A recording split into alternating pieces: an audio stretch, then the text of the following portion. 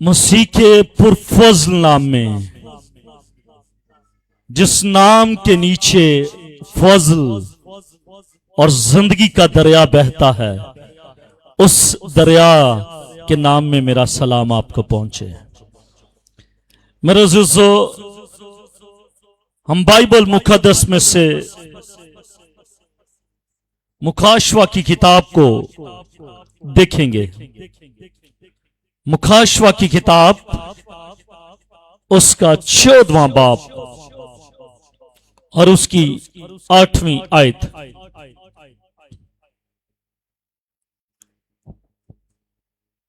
मुखाशवा की किताब उसका 14वां बाब और उसकी 8वीं आयत। बस ज्यादा चैप्टर नहीं रहे, थोड़े चैप्टर रह गए हैं, 22 चैप्टर हैं। उसके बाद खत्म हो जाएगा सिलसिला मुकाशवा की किताब का। 8 चैप्टर बाकी हैं। कोशिश करेंगे कि इसी साल में हम इस किताब को खत्म कर सकें, फिर हम एक नई किताब को शुरू करेंगे। मुकाशवा की किताब उसका 14वां बाब और उसकी 8वीं आयत। खुदावंद की आवाज को समात फरमाइएगा। फिर इसके बाद एक और दूसरा फरिश्ता ये कहता हुआ आया कि गिर पड़ा। क्या गिर पड़ा? वो बड़ा शहर बाबुल गिर पड़ा, जिसने अपनी हरामकारी की गजबनाक में तमाम कौमों को फैलाई है। खुदा उनके पाक कलाम के पढ़े, सुने और समझे जाने पर खुदा उनकी खास बरकत हो। सबके गा आमीन। सब हाथ उठा कर कहेगा आमीन। बहनें भी कहीं जोरदार आमीन, क्योंकि बहनों को नींद आ जाती है, भाइयों को नहीं आती। हालेलुया, आमीन, हालेलुया, हालेलुया। मेरे अज़ीज़ों, अबदी खुशखबरी सुनाई जाने के बाद, और वो अबदी खुशखबरी क्या थी? तौबा की आलमी दावत थी, जो हमने पिछली आयत में हमने इसका मुताला किया था।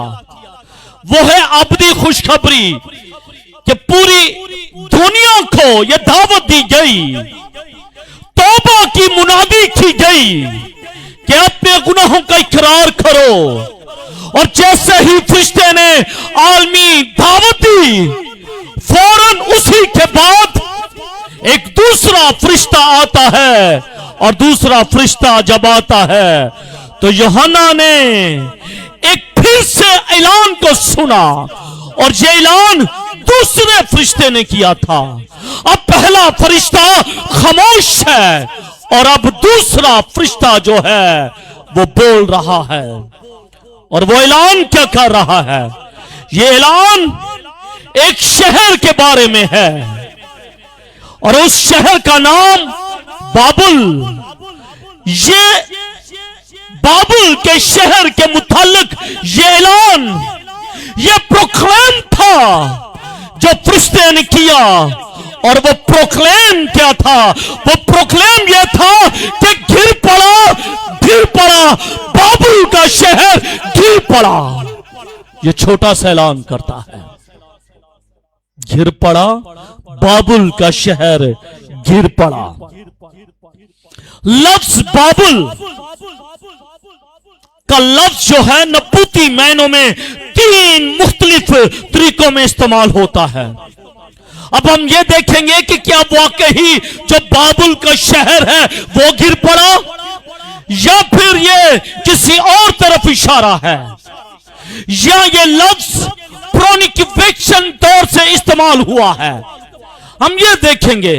पहली चीज, अव्वल ये लफ्ज एक हकीकी शहर की तरफ इशारा करता है।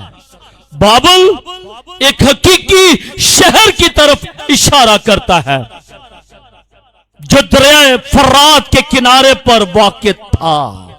यह शहर कहां पर था? درائے فرات کے کنارے پر یہ شہر واقع تھا۔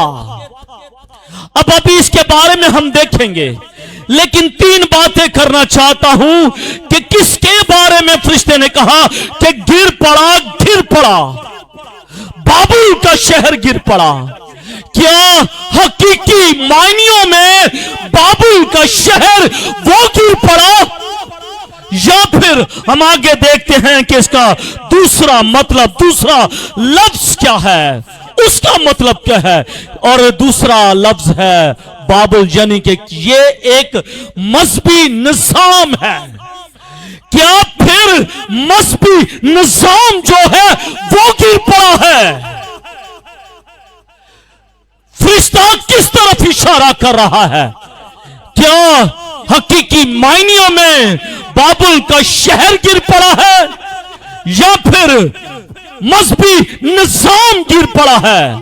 یا پھر تیسری بات کہ کیا سیاسی نظام گر پڑا ہے؟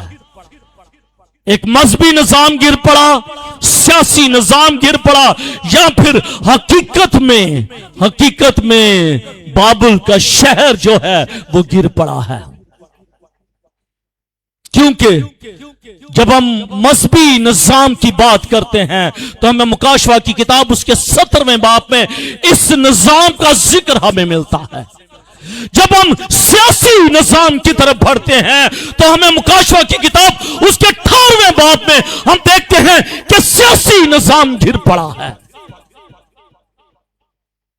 اور جب اگر آپ گھر میں جا کر آج کا یہ پوسٹر دیکھیں گے تو پوسٹر پر آپ کو نظر آئے گا کہ بابل کا شہر جو ہے وہ گرا پڑا ہوا ہے کیا بابل کا حقیقی شہر جو ہے وہ ملیا میٹ ہو گیا ہے، یا پھر بابل کا مذہبی نظام وہ ملیا میٹ ہو گیا ہے، یا پھر بابل کا سیاسی نظام جو ہے وہ ملیا میٹ ہو گیا ہے؟ کیونکہ میرا ٹاپک ہے دی فال of بیبلیون، God's judgment on the corrupt system۔ بابل کا زوال، بدعنوان نظاموں پر خدا کا فیصلہ، کہ خدا جو کرپٹ نظام ہوتا ہے، جو کرپٹ سسٹم ہے، خدا کرپٹ سسٹم کے خلاف اٹھتا ہے اور پھر وہ اپنا کام وہ کرتا ہے۔ اب دیکھیں گے کہ کیا مذہبی نظام جو تھا وہ کرپٹ تھا، سیاسی نظام کرپٹ تھا، یا پھر بیبلیون شہر وہ کرپٹ تھا؟ اب دیکھیں گے آگے چل کر کہ ہے کیا۔ آمین، ہے کیا؟ آمین، ہاللویا۔ میں کسی شخص کا نام نہیں لوں گا، ایک شخص تھے، وہ ان کا تعلق جو تھا وہ مذہبی لیڈر تھے۔ وہ کیا تھے؟ مذہبی لیڈر، ایک بڑا نام تھا مذہبی لیڈر کا، ہمارے پاکستان کے تھے وہ۔ ان کی اپنی زندگی بھی تھی، ان کی اپنی زندگی تھی، پھر ان کی مذہبی زندگی تھی، اور مذہبی زندگی کے بعد انہوں نے خیر بات کہا مذہبی زندگی کو، اور پھر سیاسی زندگی کے انڈر آگے وہ ایک بڑا نام، جانتے ہیں آپ، نام نہیں لوں گا۔ اب 3 زندگیاں تھیں ان کی، اپنی زندگی، مذہبی زندگی، پھر سیاسی زندگی۔ اب وہ انتقال کر گئے ہیں، منتقل ہو گئے ہیں، رحلت فرما گئے ہیں، بچھڑ گئے ہیں، چھوڑ گئے ہیں، معلوم نہیں کدھر ہیں، معلوم نہیں کدھر ہے۔ اب ان کی اپنی زندگی کے بارے میں، یا پھر ان کی مذہبی زندگی کے بارے میں بات کریں، یا پھر ان کی سیاسی زندگی کے بارے میں بات کریں، اس کا مطلب یہ ہوا کہ ان کی زندگی کے بھی 3 پہلو تھے۔ اسی طرح بابل کی جو شہر ہے اس کے بھی 3 پہلو ہیں۔ فرشتہ بیان کر رہا ہے گر پڑا، خاموشی ہے، اس کے علاوہ کچھ نہیں ہے، خاموشی ہے. اور جہاں پر خاموشی ہو وہاں پر آپ کو بھی خاموش رہنے کی ضرورت ہے. جہاں پر بائبل خاموش ہے، کیوں بہن جی؟ گھٹنوں کو چھوڑ دیا کریں، سیدھے ہو کر بیٹھے. تو جہاں پر بائبل خاموش ہے وہاں پر ہمیں بھی خاموش ہونے کی ضرورت ہے، وہاں پر ہمیں بھی خاموش ہونے کی ضرورت ہے. فرشتہ یہ کہہ رہا ہے کہ گر پڑا بابل کا شہر گر پڑا. اب کیا بابل کا حقیقی شہر گر پڑا ہے، مذہبی نظام گر پڑا ہے، سیاسی نظام گر پڑا ہے؟ گرا کیا ہے؟ بابل کی تاریخ کو ذرا ہم تھوڑا سا گلانس کرتے ہیں. مکاشوہ کی کتاب میں بابل کا ذکر مکاشوہ کی کتاب میں پہلی بار یہاں پر ہوا ہے. اور بائبل مقدس کے اندر، اولڈ اور نیو ٹیسٹامنٹ کے اندر بائبل مقدس کا جو پہلی بار جو اس کا ذکر ہم دیکھتے ہیں وہ پیدائش کی کتاب اس کے 11ویں باب پر اس کی 9ویں آیت میں ہم اس کا ذکر دیکھتے ہیں، بابل کا ذکر دیکھتے ہیں. اس لیے کلام یہ کہتا ہے اس لیے اس کا نام بابل ہے، کیونکہ خدا نے وہاں زمین کی زبان جو تھی وہ بدل دی تھی. کیونکہ بابل کے لوگ یہ کہتے تھے کہ ہم خدا تک رسائی کریں گے، ہم خدا تک پہنچیں گے، اور انہوں نے بابل کا برج بنانا شروع کر دیا. لیکن خدا نے ان کی زبانوں کے اندر اختلاف ڈال دیا تاکہ یہ آسمان تک پہنچ نہ پائیں. پہلا ذکر پہلا اشارہ ہم یہ دیکھتے ہیں کہ خدا نے ان کی زبانوں میں اختلاف ڈالا. نوح کے طوفان کے بعد شیطان کی سرگرمیوں کا یہ اڈا تھا. یہاں پر شیطان کا کام جوش و خروش کے ساتھ ہوتا تھا. نوح کے طوفان کے بعد اور ایک لحاظ سے بت پرستی کا آغاز بھی جو ہوا اسی شہر سے ہوا. آئیڈل ورشپ جو ہے اسی جگہ سے جنم لی. بت پرستی کا آغاز جو ہوا اسی جگہ سے ہوا. اور یہ جو جگہ تھی یہ آئیڈل ورشپ کی یہ پائنیئر تھی. یہ وہ جگہ تھی جہاں پر بت پرستی کا جنم ہوا. وجہ کیا تھی؟ کیوں بت پرستی کا نظام یہاں پر شروع ہوا؟ کیوں لوگوں نے بت پرستی کی طرف مائل ہونا شروع کیا؟ اس لیے تاکہ وہ زندہ خدا کی قدرت کو، تاکہ وہ زندہ خدا کے تصور کو، تاکہ وہ واحد خدا کے تصور کو انسان کے ذہن سے کٹ آف کر سکے. بابل کا یہ پرپس تھا، بابل کا یہ مقصد تھا کہ لوگوں کے ذہن سے واحد خدا کی ہستی کو وہ مٹانا چاہتے تھے کہ خدا ہے ہی نہیں. لیکن تاریخ کیوں راک کو لٹ کر دیکھ لیجئے گا، تاریخ اس بات کی شہادت دیتی ہے کہ جس کسی نے خدا کو اور اس کے کلام کو ختم کرنے کی کوشش کی وہ خود صفحہ ہستی سے مٹ کے ہے، وہ خود صفحہ ہستی سے وہ ختم ہو گئے ہیں. انہوں نے چاہا کہ ہم انسان کے ذہن کے تصورات میں سے واحد خدا کی قدرت کو نکال دیں، لیکن یہ ایسا کر نہ سکے. پرانے عہد نامے میں بابل کا کئی بار ہم ذکر دیکھتے ہیں. بابل وہ علاقہ تھا جہاں بدی اور بت پرستی کا آغاز ہوا. بت پرستی کے مذاہب وہاں سے شروع ہوتے ہیں. بت پرستی کا تصور، آئیڈل ورشپ کا جو تصور، جو خیال ہے، اسی جگہ سے جنم ہوتا ہے. اس لیے یہ شہر ان تمام مذاہب کا منبع ہے جو خدا کے خلاف ہے. بت پرستی خدا کے خلاف ہے. حکم کیا ہے پہلا؟ رائل لا میں سے پہلا لا سرمونیل لا کی بات نہیں ہے. رائل لا شاہی قانون کیا کہتا ہے؟ پہلا قانون کیا ہے؟ پہلے خدا کو اسی کی آگے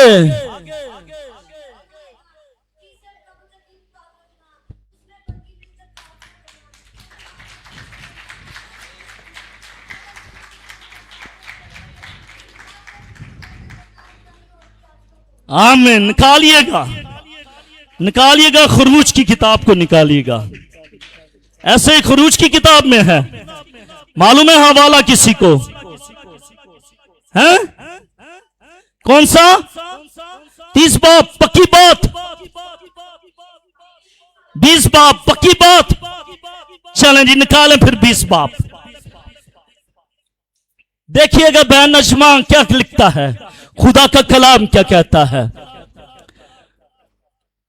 خداوند تیرا خدا جو تجھے ملک مصر سے اور غلامی کے گھر سے نکال آیا میں ہوں. پہلا حکم، میرے حضور تو غیر معبودوں کو، میرے حضور تو غیر معبودوں کو. حکم کیا ہے؟ سب سے پہلا میرے حضور میں، in front of me, before of me, don't worship to the idol. تو نے بتوں کی پرستش نہیں کرنی ہے. پہلا حکم یہ ہے، خدا نہیں چاہتا کہ کوئی اس کے خلاف جائے. خدا نہیں چاہتا کہ کوئی شخص جو ہے وہ آئیڈل ورشپ کرے. خدا نہیں چاہتا.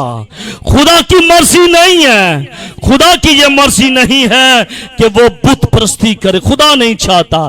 اس لیے یہ شخص، اس لیے یہ شہر، اس لیے اس شہر نے پہلے قانون کی خلاف ورزی کرنا شروع کر دی، کیونکہ ان کو معلوم ہے کہ خدا یہ نہیں چاہتا.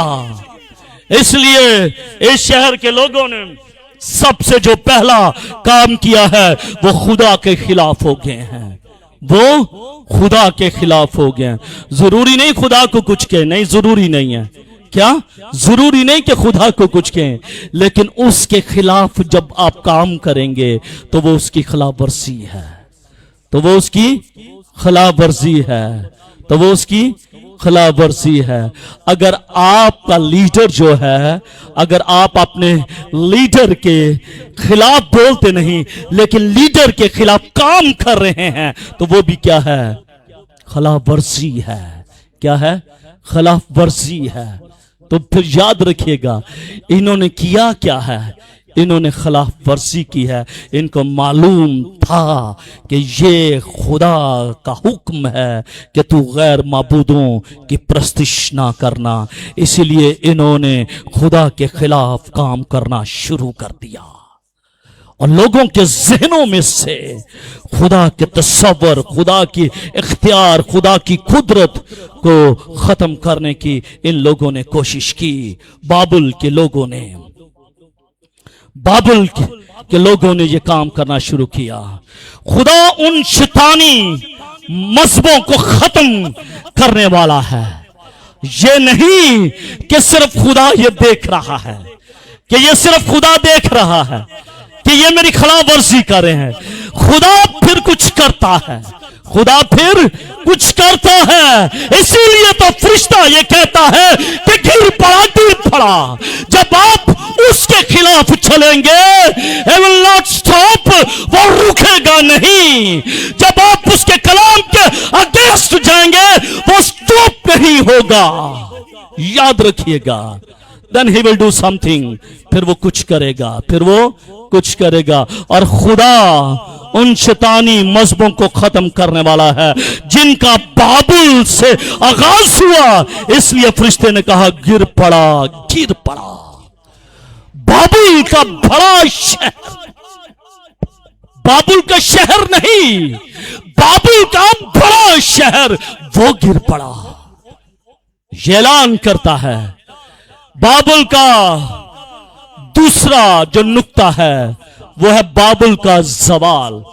इन्होंने तो अपना काम किया, इन्होंने तो अपना काम किया खुदा के खिलाफ, और खुदा के खिलाफ इन्होंने काम क्या किया?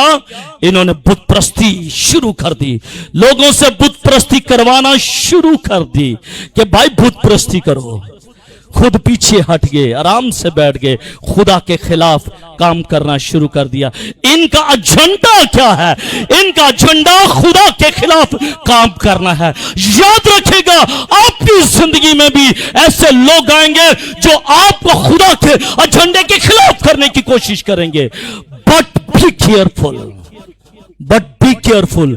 ऐसे लोगों से होशियार, ऐसे लोगों से मुतात रहिएगा जो आपको अपने एजेंडे के लिए, अपने मकसद के लिए वो आपको इस्तेमाल करेंगे। याद रखिएगा, आप ये कहेंगे, वो ये कहेंगे। याद रखिएगा, जो खुदा का रूह आपको कहेगा वो उस पर गौर कीजिएगा, उस पर गौर कीजिएगा। आज सुबह जब मैं चर्च आया, मेरा जी चाहा कि मैं वजीराबाद में मेरे एक दोस्त हैं पादरी साहब, मैं उनको कॉल करूं। मैंने उनको कॉल की, जब मैंने कॉल की तो तकरीबन मैंने उनके साथ 40 मिनट्स बात की, 40 मिनट बात की। बड़े अच्छे खुदा के खादिम हैं। उनके साथ जब मैंने 40 मिनट बात की तो मैंने मेरे साथ एक कुछ वाकया हुआ पिछले दिनों में। मुझे पता ही नहीं चला, जो मेरी गाड़ी जो सी थी वो एक फुटपाथ पर चढ़ गई। फिर दूसरी दफा फिर एक ट्राला पीछे से आ रहा था, वो लगने की कोशिश की। फिर तीसरा ये हुआ कि ट्रक जो है वो मेरे ऊपर चढ़ गया और सारी मेरी गाड़ी छील गया, जैसे ब्लाइंड सा हो गया। तो मैंने तो किसी खास मकसद के लिए उनके साथ बात करनी थी कोई, तो बात करते करते फिर इस तरफ आ गई। उन्होंने एक बात मुझे बताई। मैंने अपने फैमिली में भी एक बात कही थी कि मैं खुदा से ज़रूर पूछूंगा कि ऐसा क्यों हुआ है, मैं खुदा से पूछूंगा ऐसा क्यों हुआ है। तो याद रखिएगा, बज़ौक़ात खुदा का रूह आपको रोकता है, खुदा का रूह आपको रोकता है कि डोंट गो देयर। आपने वहां पर नहीं जाना, आपने वहां पर नहीं जाना। लेकिन बज़ौक़ात हम उसके फैसलों को समझ नहीं पाते, हम उसके फैसलों को समझ नहीं पाते। अगर मैं यहाँ पर खड़ा इस बात का इकरार करता हूँ, शायद मैं भी उस शाम इस बात को समझ नहीं पाया कि क्यों ऐसा हुआ है। हालांकि मैं तो बड़ा मुतात होकर गाड़ी चलाता हूँ, मैं बाइक मुतात होकर नहीं चलाता, मैं गाड़ी बड़ा मुतात होकर चलाता हूँ। तो ऐसा क्यों हुआ? तो आज सुबह मुझे मालूम पड़ा कि ऐसा क्यों हुआ, क्योंकि खुदा नहीं चाहता था कि मैं उस जगह पर जाऊं। खुदा नहीं चाहता था। मैंने अपनी फैमिली को भी कहा कि मैंने कहा गिव मी 2 months, मुझे सिर्फ 2 महीने दे दें, मैं उस चीज तक पहुंच पाऊंगा जो खुदा की पाक मर्सी थी। कहते हैं अच्छा, मैंने कहा हाँ जी। मैंने कहा मैं आपको बताऊंगा कि ऐसा क्यों हुआ है। तो आज मैं बताना चाहता हूं, ऐसा इसलिए हुआ कि खुदा नहीं चाहता था कि मैं उस जगह पर जाऊं। आमीन। तो याद रखिएगा, याद रखिएगा कि बज़ौक़ात कुछ अपने ही लोग आपको अपने पर्पस के लिए इस्तेमाल करते हैं। ठीक है, बज़ाहिर आपको यही लगेगा दे आर विद अस, ये हमारे साथ हैं, बट वो आपके साथ नहीं होंगे, वो आपके साथ नहीं होंगे। इसलिए वो आपको खुदा के काम के खिलाफ वो आपको जरूर कुछ ना कुछ गाइड करेंगे। लेकिन अब आपकी यह हिकमत अमली है कि आपने किस तरह जज करना है, आपने किस तरह से जज करना है। यह तो पहली बात ही बाबुल की तारीख मैंने बताई। अब बाबुल का सवाल, अगर जहरी सी बात है, इसने कुछ किया है, तो भाई सफर भी तो यही होगा। اتنا بڑا کام کہ خدا کے خلاف لوگوں کو ابھارنا شروع کر دیا. اب اس کے ساتھ کچھ نہیں ہوگا. ہوگا ضرور ہوگا. بابل کا زوال, دی فال آف بیبلیون, سلطنت بابل کا زوال 539 کا آتمیم میں فارسیوں کے ہاتھوں سے ہوا. یہ نہیں کہ بخشے گے, نا, یہ بھی نہیں بخشے گے. جو کام خدا کے خلاف کرتے ہیں وہ بخشے نہیں جاتے. یاد رکھیے گا, وہ بخشے نہیں جاتے. دیکھے گا کتنے سال بیت جانے کے بعد خدا نے فارسیوں کو 539 کا آتمیم میں خدا نے اس شہر کے لیے, ان لوگوں کے لیے خدا نے فارسیوں کا استعمال کیا. اور یہ شہر جو ہے, یہ علاقہ, یہ لوگ, ان کا شرازہ بکھر گیا. یہ تتر بتر ہو گئے, شرازہ بکھر گیا. جب آپ کسی کے لیے شرارت کرتے ہیں تو پھر آپ کس طرح یونائٹ ہو سکتے ہیں؟ نا, یونائٹ تبھی ہوں گے جب آپ کسی کے لیے برکت چاہیں گے. جب آپ کسی کے لیے برکت نہیں چاہیں گے, آپ تتر بتر ہو جائیں گے. آپ کا شرازہ, آپ کا خاندان, آپ کی زندگیاں, آپ کے بچے وہ تتر بتر ہو جائیں گے, وہ بکھر جائیں گے. ان کا شرازہ بکھر جائے گا. ایک کا منہ مشرق اور دوسرے کا منہ مغرب کی طرف ہو جائے گا. شرازہ بکھر جائے گا. اس لیے خدا کے خلاف, خدا کے کام کے خلاف کبھی کھڑے نہ ہوئے گا. یاد رکھے گا, خدا کے کام کے خلاف کبھی کھڑے نہ ہوئے گا. یاد رکھے گا, انہوں نے کیا اور خدا نے فارسیوں کو ان کے خلاف کھڑا کر دیا. اور جیسا خدا نے یہ سایہ نبی کی معرفت کہا تھا, اس شہر کی جو شان و شوکت ہے, اس شہر کی جو شان و شوکت ہے, دوبارہ کبھی بحال نہ ہو سکی. دوبارہ کبھی بحال نہ ہو سکی. بھائی وجہ کیا ہے؟ What is cause behind this curtain? اس پردے کے پیچھے کیا ہے بھائی؟ اسی لیے تو ان کی شان و شوکت جو ہے وہ بحال نہ ہو سکی, کیونکہ انہوں نے خدا کے لوگوں کے اس ذہان کو خدا کی تنویر سے اٹھا کر ابلیس کے ہاتھوں میں ان کے ذہان کو دے دیا تھا کہ آؤ آئیڈل ورشپ کرو, آؤ بت پرستی کرو. تو جب انہوں نے کیا تو پھر ان کے ساتھ بھی تو کچھ ہونا تھا نا. تو پھر ان کی شان و شوکت وہ بحال نہ ہو سکی. صدام حسین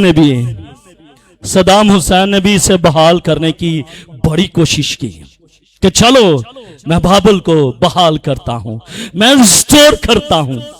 لیکن میرے عزیزو یاد رکھیے گا, یہ بات اس کے اپنے حق میں بہتر نہ ہوئی. یہ بات اس کے اپنے حق میں بہتر نہ ہوئی.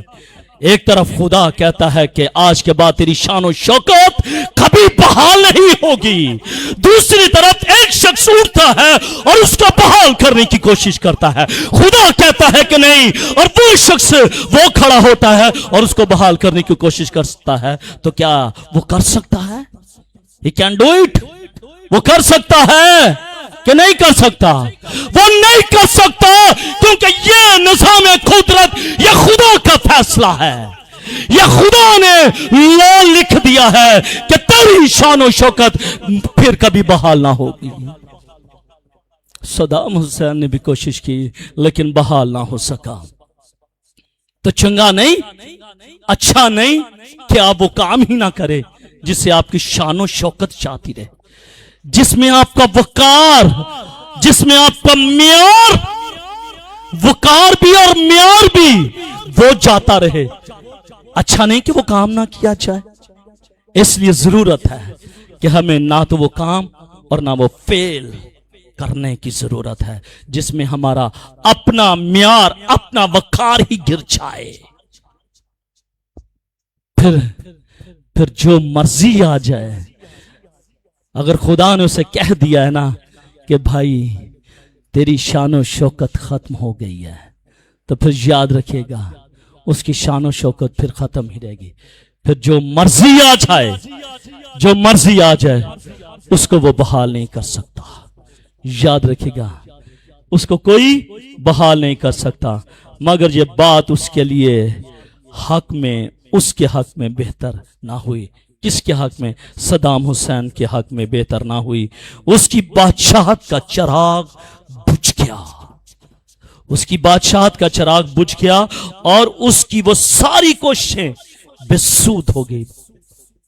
آل ان وین, آل ان وین, ساری کی ساری جو کوششیں ہیں وہ بے سود ہو گئیں, اور اس نے خدا کے مقررہ کردہ منصوبے کے برخلاف انجام دینا چاہا تھا.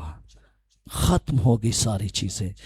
بابل کا زوال شروع ہو گیا, بابل کا زوال شروع ہو گیا. وہ گر پڑا, وہ گر پڑا. کیوں؟ کیونکہ وہ خدا کے سسٹم کے خلاف چلا تھا. بابل کا شہر ظاہری وجود تو مٹ گیا, بابل کا شہر جو ظاہری وجود تھا وہ مٹ گیا, وہ ختم ہو گیا, وہ جاتا رہا. مگر بابلی نظام, یاد رکھے گا, لیکن بابلی نظام جو ہے آج بھی کسی نہ کسی شکل میں موجود ہے. ظاہری شان و شوکت تو ختم ہو گئی, سب کچھ مٹ گیا, فنا ہو گیا, دفن ہو گیا, لیکن کسی نہ کسی طریقے سے بابلی نظام آج بھی اس کی شکل باقی ہے. مخلوط نظام جس کو ہم مکسڈ سسٹم کہتے ہیں, مخلوط شادیاں, اب آپ کو سمجھ آ گئی ہوگی. مخلوط شادیاں یعنی کہ مکسڈ شادیاں, ٹھیک ہے. آپ کسی مذہب سے اور تعلق رکھتے ہیں, بیٹی کسی اور مذہب سے تعلق رکھتی ہے, اس کو مکسڈ میرج کہا جاتا ہے, مخلوط شادیاں. اسی طرح مخلوط نظام نے بھی خدا کے خلاف سرکشی اور مالی و مادی ہوس کی کوکھ سے جنم لے لیا. وہاں پر جو سکہ رائج تھا, وہاں پر جو کام ہو رہا تھا وہ بت پرستی ہو رہی تھی. اور جب بت پرستی ہو رہی تھی تو کچھ چھوٹے چھوٹے گروپس تھے, انہوں نے ایک شکل اختیار کی اور وہ مکسڈ نظام بن گیا, اور انہوں نے وہاں پر مالی و مادی ہوس کی کوکھ سے انہوں نے جنم لیا. فرشتہ اعلان کرتا ہے, فرشتہ پروکلیم کرتا ہے کہ حرام کاری کی بنیاد پر قائم کردہ نظام ہے یہ. وہاں پر حرام کاری, وہاں پر بت پرستی, یعنی یہ خالصتاً ایسے لوگوں پر مشتمل نظام ہے جو اپنی اپنی خواہشوں کی تکمیل میں پھنسے ہوئے ہیں. ان کی اپنی خواہشیں ہیں. بے شک یہ مخلوط نظام ہم دیکھتے ہیں, لیکن ہر نظام کی اپنی خواہشیں موجود ہیں. ان کی اپنی ڈیزائرز ہیں. وہ یہ چاہتے ہیں, وہ یہ گروپ چاہتا ہے کہ یہ ہو جائے, وہ گروپ چاہتا ہے یہ ہو جائے, یہ گروپ چاہتا ہے یہ ہو جائے. ہر ایک کی اپنی سوچ ہے, کیونکہ وہاں پر بابل کے اندر مکسڈ جو ہے وہ سسٹم رائج ہو چکا ہے. اور آج بھی لوگ اپنی خواہشوں اور ضرورتوں میں جکڑے پڑے ہوئے ہیں, اپنی خواہشوں میں. اس وقت بھی جو نظام تھا وہ مخلوط نظام تھا, اپنی خواہشوں میں لوگ پڑے ہوئے تھے. آج بھی لوگ جو ہیں وہ اپنی خواہشوں میں اور اپنی ضرورتوں میں وہ جکڑے پڑے ہوئے ہیں. کسی کو خدا کی ضرورت نہیں ہے, کسی کو خدا کی ضرورت نہیں ہے. میرے عزیزوں, آپ سب کچھ حاصل کر لیں, لیکن اگر آپ اپنی جان گوا دیں تو کیا فائدہ. اور اگر آپ کے پاس خدا ہو, یاد رکھے گا سب کچھ آپ کے پیچھے آ جاتا ہے, سب کچھ آپ کے پیچھے آ جاتا ہے. برکتاں ٹور رہی نے یا باجی کیا نام ہے اس کا، باجی تہمینہ برکتوں کے ساتھ چل رہی ہے؟ بتائیے گا، باجی تہمینہ جو ہے وہ برکتوں کے ساتھ چل رہی ہیں یا برکتیں باجی تہمینہ کے ساتھ چل رہی ہیں؟ کس کے ساتھ؟ بولیے گا، گونگے ہو گئے یار، ہمارے چرچ میں ایک ہی گونگی ہے اور گونگے نہیں ہیں، باقیوں کے ساروں کی زبان ہے، بھائی بولیں، ہے زبان، بولیں، پھر برکتیں باجی کے ساتھ چل رہی ہیں یا پھر باجی برکتوں کے ساتھ چل رہی ہے؟ برکتیں باجی کے ساتھ چل رہی ہیں، کیوں؟ کیونکہ اس نے اپنا دل خدا کے ساتھ لگایا ہے، کیونکہ اس نے اپنا دل خدا کے ساتھ لگایا ہے۔ پچھلے ویک میں ایک دوست کے ساتھ آ رہا تھا تو ہم بات کر رہے تھے، میں نے کہا یار اس کے خلاف بڑے پروپوگنڈے ہوئے، باجی کے خلاف فیس بک پر بھی بڑا کچھ چلا ہے، لیکن کلام مقدس میں لکھا ہے عزت تیری وداوے گا یعقوب کا خدا، عزت تیری وداوے گا یعقوب کا خدا۔ میں نے ریئل میں دیکھا اپنی آنکھوں سے، برکتیں اس کے ساتھ چل رہی ہیں، برکتیں اس کے ساتھ چل رہی ہیں، لیکن جو اس کے خلاف تھے میں نے ان کو اپنی نظروں سے دیکھا ہے، وہ پیچھے پیچھے چلتے ہیں، جی سر آپ ادھر بیٹھے ہیں، جی سر وہ پلیٹ میں نے خود دیکھا لاسٹ ٹائم، پلیٹ دے رہے ہیں، سر آپ پلیز کھانا کھائیں، پانی سر میں پانی منگواتا ہوں، وہ کھڑے ہیں، وہ برکتوں کے پاس کھڑے ہیں، برکتوں کے پیچھے بھاگ رہے ہیں۔ جب آپ خدا کے ساتھ نہیں چلیں گے آپ برکتوں کے پیچھے بھاگیں گے، جب آپ خدا کے ساتھ چلیں گے برکتیں آپ کو فالو کریں گی، آمین، برکتیں آپ کو فالو کریں گی۔ اس لیے کوشش یہ کریں کہ آپ خدا کے ساتھ چلیں، برکتیں آپ کے پیچھے چلیں گی۔ فرشتے نے 2 دفعہ یہ بات کہی تھی کہ گر پڑا، دوہرا زور ریپیٹیشن کی گئی ہے، اس بات کی طرف اشارہ ہے کہ مصیبت کا دور شروع ہو چکا ہے، اور مصیبت کا دور 7 سالہ دور ہے، اور اس 7 سالہ دور کے وسط میں درمیان میں ہوگا کیا؟ مذہبی جو نظام ہے وہ گر پڑے گا۔ مصیبت کے بڑے نظام میں، مصیبت کے بڑے دور میں، 7 سالہ دور میں جب درمیان کا وقت آئے گا، 3.5 سال کا جب دور آئے گا تو مذہبی حکومتیں وہ جاتی رہیں گی، مذہبی ریاست ختم ہو جائے گی، اور پھر جب اگلا دور ہوگا، وقت سے لے کر آخر تک کا دور ہوگا، تو پھر لکھائی یہ کہتا ہے اور مفسرین یہ کہتے ہیں کہ جو ان سا آخری دور ہوگا 3.5 سال کا، اس میں سیاسی نظام جو ہوگا، روم کا سیاسی نظام جو ہوگا وہ ختم ہو جائے گا، کیونکہ 18ویں باب میں سیاسی نظام کی بات کی ہے، 17ویں باب میں مذہبی نظام کی بات کی ہے۔ پہلے دور میں 3.5 سالوں میں مذہبی نظام ختم ہوگا، اور بعد میں 3.5 سالوں میں وہ سیاسی نظام ختم ہو جائے گا۔ کلام اس بات کی شہادت دیتا ہے۔ یاد رکھیے گا میرے عزیزو، بے شک بابل کا اصلی شہر مصیبت کے زمانے میں، اب دیکھیے گا ایک اور بات، تیسری بات، بابل کا جو اصلی شہر، حقیقی شہر ہے، وہ مصیبت کے زمانے میں دوبارہ بحال ہوگا۔ مصیبت کے دور میں جب میں اور آپ آسمان پر چلے جائیں گے، خدا کے پاس چلے جائیں گے، ایک نظام پھر شروع ہوگا، اور پھر اس دور میں مصیبت کا جو دور ہوگا 7 سالہ دور ہوگا، اس دور کے آخر میں کلام یہ کہتا ہے کہ آخر میں دوبارہ بحال ہوگا، لیکن سدوم اور عمورہ کی طرح اچانک اور کلی طور پر تباہ کر دیا جائے گا۔ بحال ہوگا، رہے گا نام صداتی کر۔ فیصلہ کیا ہو چکا ہے؟ فیصلہ کیا ہو چکا ہے؟ فیصلہ یہ ہو چکا ہے کہ گر پڑا بابل کا شہر، گر پڑا۔ جتنے مرضی اس کو اٹھانے کی کوشش کریں، لیکن خدا نے کہہ دیا گر پڑا، پھر وہ گرا ہی رہے گا۔ اس لیے کوشش کریں کہ اپنی زندگی میں کچھ ایسا نہ کیجیے گا کہ پھر آپ خدا کی نظر سے دور چلے جائیں۔ خدا معاف کرتا ہے، ہزاروں بار، لاکھوں بار معاف کرتا ہے۔ خدا ہے نا، ایسا نہ ہو کہ آپ کی زندگی میں بھی کچھ ایسا ہو جائے کہ پھر خدا یہ آپ سے کہہ دے گر پڑا گر پڑا، آپ گر پڑے۔ اس لیے یاد رکھیے گا، کبھی ایسا موقع اپنی زندگی میں نہ آنے دیجیے گا۔ اسے موبائل لے لیجیے گا۔ آخری بات، اسے بتائیں کہ اس کا باپ کیا کر رہا ہے، دکھائیں اس کو۔ آخری بات، بابل کی حرام کاری،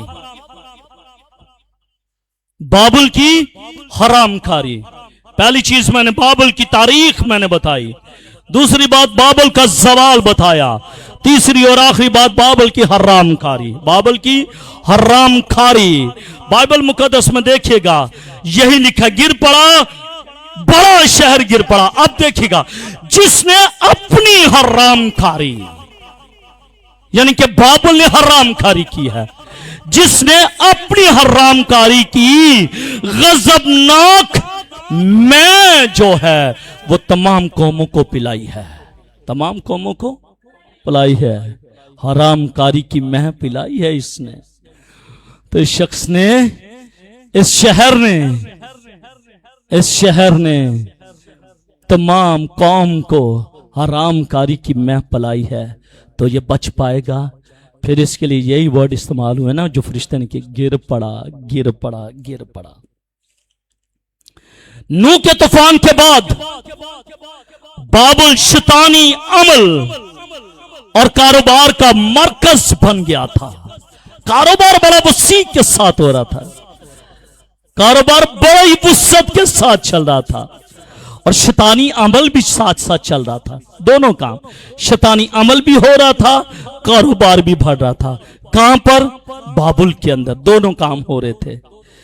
وہاں بت پرستی کا خاص نظام شروع ہو چکا تھا، ایک سسٹم بن چکا تھا، سیکل رائٹس ہو چکا تھا، یہ نظام بت پرستی کا رائج ہو چکا تھا۔ کون کون تائی لینڈ میں گیا ہے؟ تائی لینڈ میں کون کون گیا ہے؟ آپ گئے ہیں؟ ایک ہی شخص آپ گئے ہیں، دوسرا میں گیا ہوں۔ وہاں پر بھی ایک نظام ہے نا، وہاں بھی لا پاس ہوا ہے، وہاں پر بھی ایک قانون پاس ہوا ہے کہ آپ اڈلٹری کر سکتے ہیں۔ ایسا ہی ہے، آپ اڈلٹری آزادی کے ساتھ کر سکتے ہیں۔ چھوٹی چھوٹی دکانیں، چھوٹے چھوٹے گھر، جیسے ہماری یہ دکانیں ہیں، ہم یہاں سے سودا لیتے ہیں، کھانے پینے کی چیزیں لیتے ہیں، ہم پر کوئی پابندی نہیں ہے کیونکہ ہم نے پیسے دینے، چیز لینی ہے۔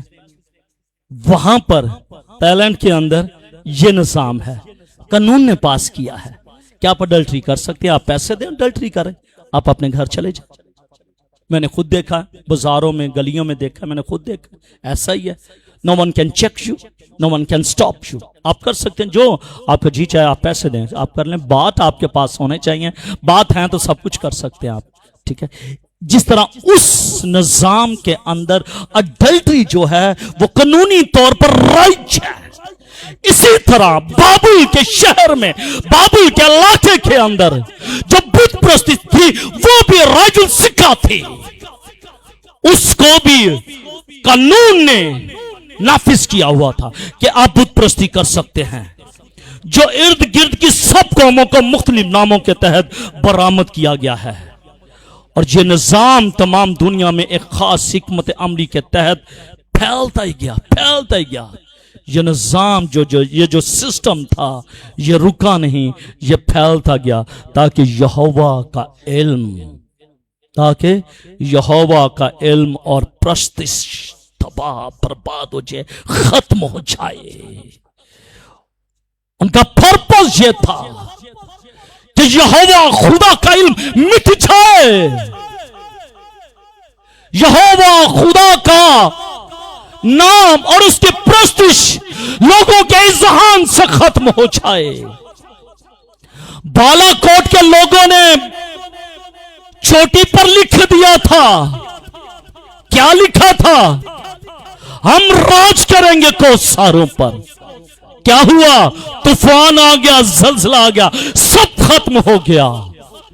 کلام کیا کہتا ہے کہ راج کون کرے گا؟ راج خدا کرے گا۔ راج کون کرے گا؟ خدا کرے گا۔ रब्बुल फौज राज करेगा। जबूर क्या है? कौन सा गीत है वो जबूर? यहोवा राज आप करता है, कुल्लो मुनावन डर ओ कोरबीन पे बैठा है, कंबे जमीन थर थर। कलाम ये कहता है कि उसके नाम से आप कांपे और थर थराए, लेकिन ये लोग खुदा के इल्म, खुदा की प्रस्तिश को खत्म और रिमूव करना चाहते थे और अपनी हरामकारी का सिक्का, अपनी बुत प्रस्ती का सिक्का जो है वो जमाना चाहते थे। बाबुल के बारे में कहा गया है कि उसने अपनी हरामकारी की मैं तमाम कौमों को पिलाई है। कितना बड़ा काम किया है। जब इतना बड़ा काम किया इतनी दलेरी के साथ, तो फिर उसको कहना ये रवा है ना, गिर पड़ा बाबुल का शहर, गिर पड़ा। यहां 3 हिस्से हैं जो आपकी तवज्जो चाहता हूं। पहला हिस्सा बाबुल की मैं, बाबुल की मैं। जब यिर्मयाह की किताब उसके 51वें बाब और उसकी 7वीं आयत में पढ़ते हैं तो कलाम ये कहता है कि बाबुल खुदा के हाथ में सोने का प्याला था। बाबुल खुदा के हाथ में सोने का प्याला था जिसने सारी दुनिया को मतवाला किया। कौमों ने उसकी मैं पी, इसलिए वो दीवाना है, इसलिए वो दीवाना है। ये दीवानापन क्या है? ये बाबुल की बुत परस्ती का दीवानापन है। लोग दीवाने हो गए, लोग मतवाले हो गए, लोगों की होश खत्म हो गई। उन्होंने जिंदा खुदा को छोड़ दिया और उन्होंने दीवाने होकर उसकी प्रस्तिश करना शुरू करी। और यिर्मयाह उसके 50वें बाब और उसकी 38वीं आयत में लिखा है, उसकी नहरों में खुश्क साली है, उसकी नहरों में खुश्क साली है, वो सूख जाएंगी। यिर्मयाह कलाम करता है कि उसकी नहरों में खुश्क साली है, वो सूख जाएंगी। फिर बरकत अंदर से खत्म हो जाएगी। जो जिंदगी का दरिया आपके अंदर से बहता है वो खत्म हो जाएगा। और जिंदगी का दरिया ये कलाम है। जब आपकी जिंदगी में बुत प्रस्ती आ गई तो आपकी जिंदगी के अंदर से ये दरिया बहना बंद हो जाएगा, खुश्क साली हो जाएगी। कलाम ये कहता है, यिर्मयाह उनके बारे में कलाम करता है कि वो सूख जाएंगी क्योंकि वो तराशू हुई मूर्तों की मुमलकत है और वो बुतों पर इश्क है, सूख जाती है। ये बाबुल की मैं है जो उन्होंने पी है और उनकी नहरें खुश्क हो गई हैं। दूसरी बात, कहर की मैं से क्या मुराद है?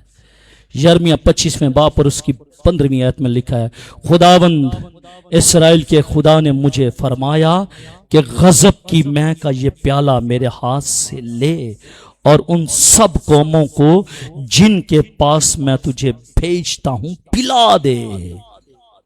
मेरे शिष्यों, खुदा ने इन सब कौमों को बाबुल की शैतानी निजाम के हवाले कर दिया। ठीक है भाई, ताकि उन पर खुदा का कहर नाजिल हो।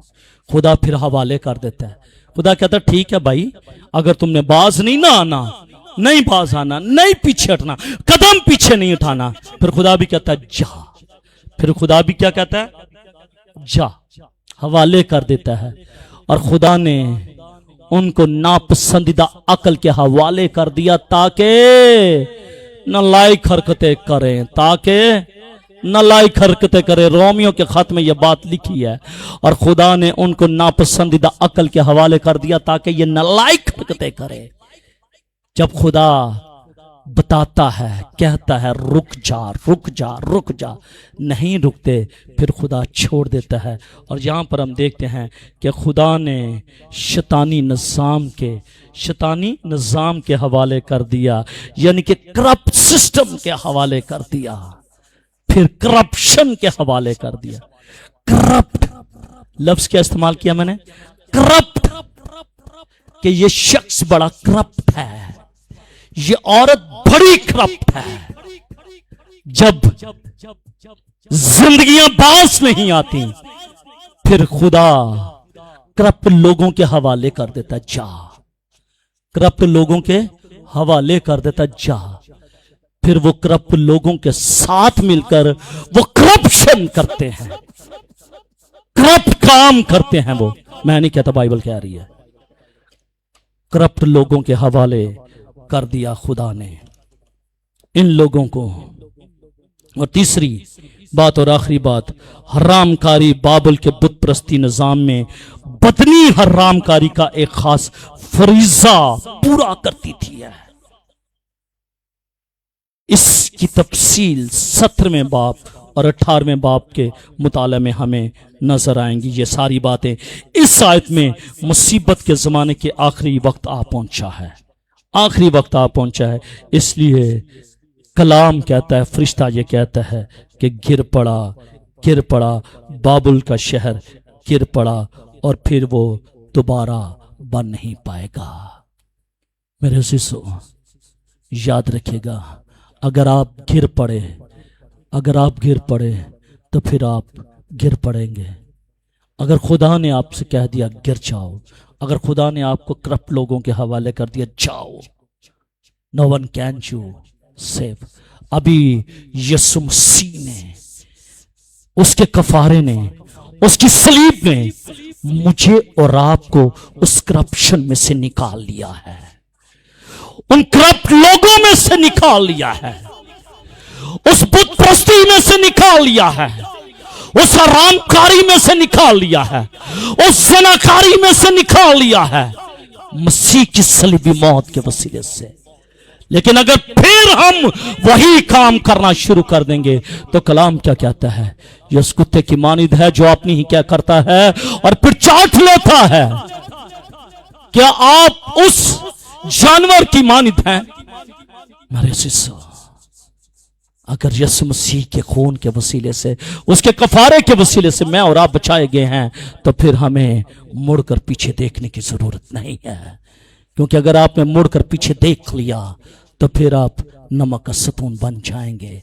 और जिसका बुत आज भी कायम है, जिसका बुत आज भी कायम है। और अगर खुदा ने आपको कह दिया गिर पड़ी, तो फिर no one can just stand up, कोई भी आपको उठा नहीं सकता। आमीन। खुदा मुझे और आपको ये फजल बख्शे कि हम फरिश्ते के इस पैगाम को अपनी जिंदगी में ले लें कि हमने गिरना नहीं है, हमने उठ खड़े होना है। क्योंकि कलाम ये कहता है कि रास्तबाज गिरता है और उठ खड़ा होता है, वो उठ खड़ा होता है, लेकिन शरीर गिरा ही पड़ा रहता है।